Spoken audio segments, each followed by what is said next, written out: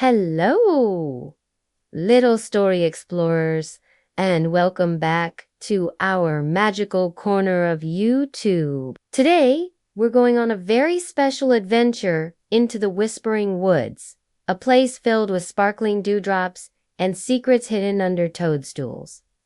Are you ready? Let's begin. Deep within the Whispering Woods, where sunbeams danced like golden sprites, lived a gnome named Pip. Pip wasn't just any gnome. He was the most mischievous gnome in the entire forest. He loved playing pranks, like tickling sleeping hedgehogs with feathers and tying buttercups together to trip the busy ants.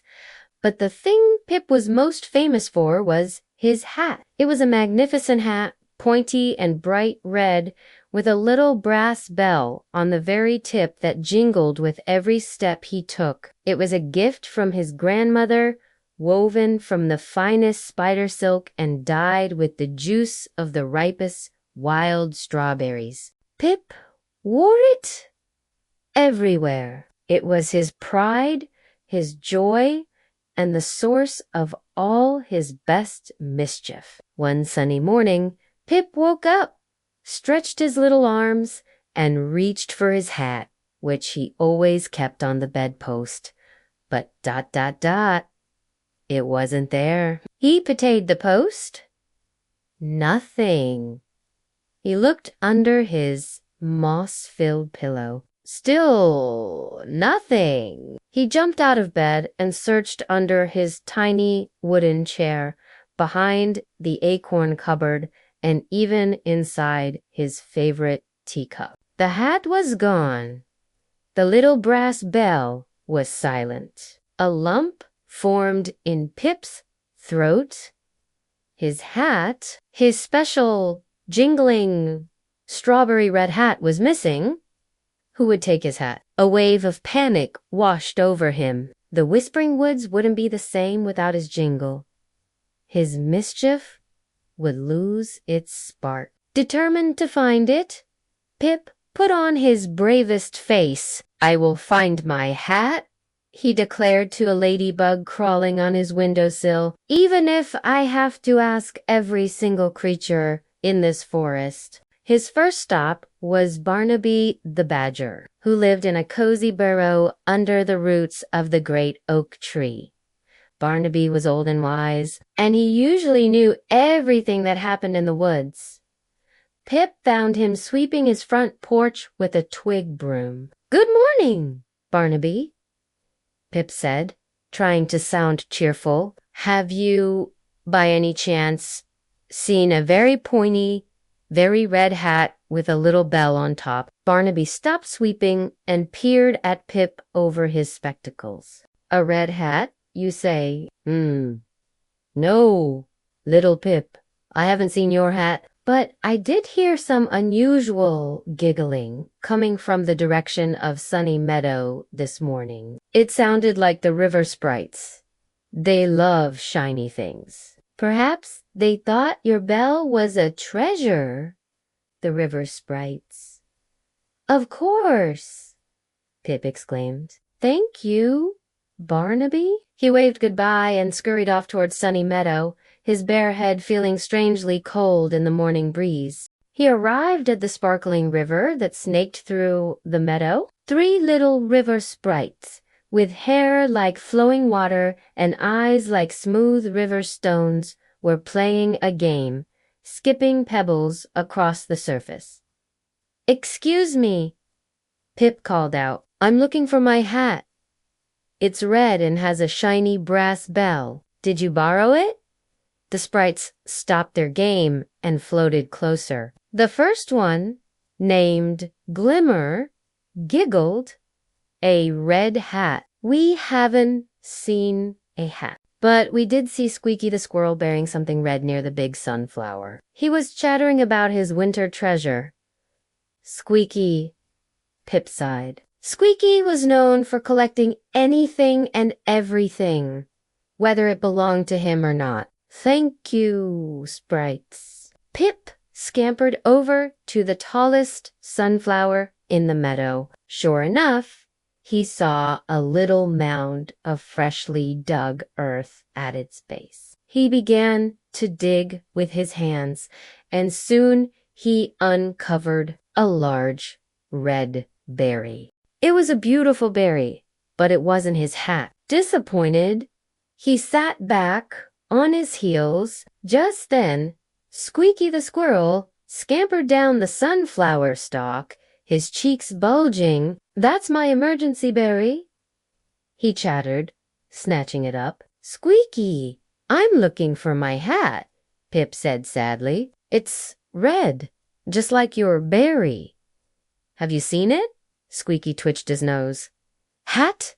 No hat. But I did see something red flapping in the wind, caught on Old Man Willow's highest branch.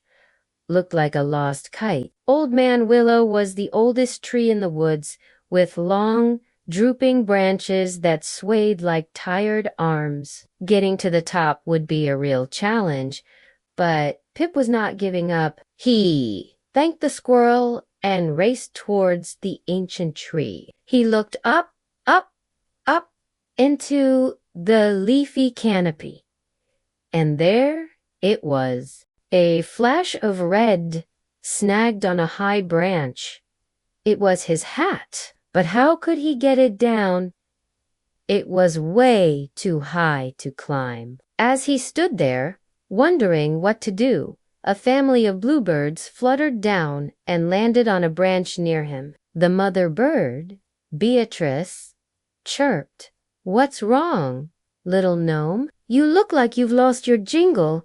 "I have," Pip cried. "My hat is stuck up there. It's the source of all my best fun." Beatrice tilted her head. "The hat that makes a jingling sound, the same sound that scared my babies and made them fall out of their nests yesterday. We had to work all afternoon to get them back in safely." Pip's ears drooped. He remembered his prank from yesterday. He had snuck up behind the bluebird's nest and shaken his head, making the bell jingle as loudly as he could, just to see the baby birds jump. He hadn't thought about them actually falling out. He suddenly felt very ashamed. His mischief wasn't always harmless fun. I'm so sorry, Beatrice," Pip said quietly. "I was just playing. I didn't mean to cause any trouble or scare your family." Beatrice looked at her husband and then back at Pip. She saw the genuine regret in his eyes. "Well," she chirped softly, "it seems you've learned something today. Everyone likes a good laugh, Pip, but it's only fun if everyone is laughing." She then turned to her family. "All right, everyone, let's help our friend." With a coordinated flutter of wings, the bluebirds flew up to the high branch. They worked together, gently tugging and pulling at the red fabric. Finally, with one last strong pull, the hat came free. It tumbled down, down, down through the leaves and landed right on Pip's head with a familiar, happy asterisk, jingle asterisk. Pip was overjoyed. He beamed at the birds. "Thank you. Thank you so much. I promise my mischief will be much kinder from now on. No more scaring baby birds or tripping busy ants." From that day on, Pip was still a mischievous gnome, but his pranks changed. Instead of causing trouble, he used his cleverness for good. He'd use his hat's jingle to warn creatures of falling branches or to lead lost fireflies back to their families. He organized games that everyone could play and told funny stories that made the whole forest laugh, asterisk with asterisk him.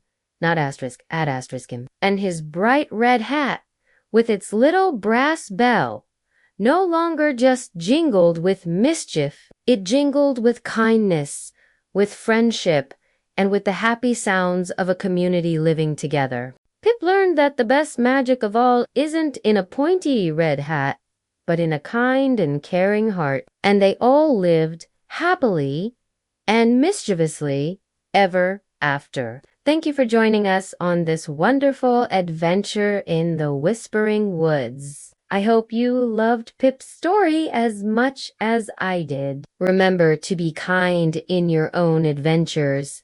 And don't forget to like this video and subscribe to our channel for more magical tailies. We'll see you next time. Goodbye, little explorers.